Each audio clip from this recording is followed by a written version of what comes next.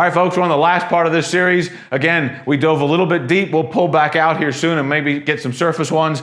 But understand we're still working on tightening that shock group because I cannot engage a target effectively. I cannot adapt to a situation effectively if I do not have the fundamentals down. So we always look at 3 rounds as a shock group, and I'm looking at 3 things here. Again, we're looking at who I am, why I'm here in this moment, and then the third part of it, which we talked about the first 2, this third one is equally important in my mind.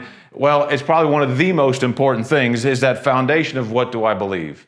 And folks, every single one of us has a value system. We have a set of values that we believe in that should not adapt over time. It's my faith, it's the truth, what I'm grounded in and bounded by. For me, it's my faith in the scriptures. I believe in the scriptures. They are my center, and they keep me grounded in the truth. They don't change. My decisions do not change based on the circumstances. They change based on my truth. Or they're made based on my truth.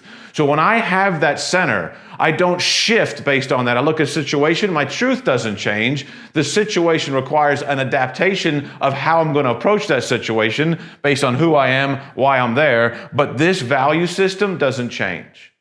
If you are a married person, you are tempted by somebody attractive, that is not the time to ask yourself what you believe about the sanctity of marriage.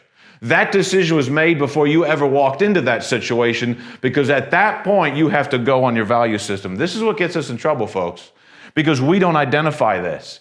And because we don't identify this, when we walk into a scenario that pulls us in different directions, we don't know, and we end up wavering. This is the third part of the shock group. That anchor can't move.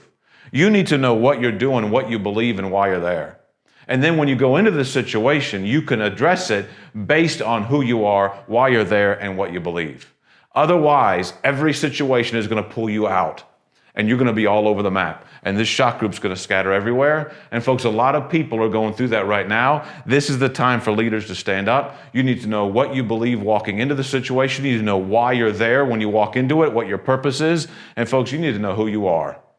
And then you will not move. The situation may roil around you, but you will not move. You will stand strong, and you will have an influence in this world around you. Folks, have a great week. We'll go shorter next time.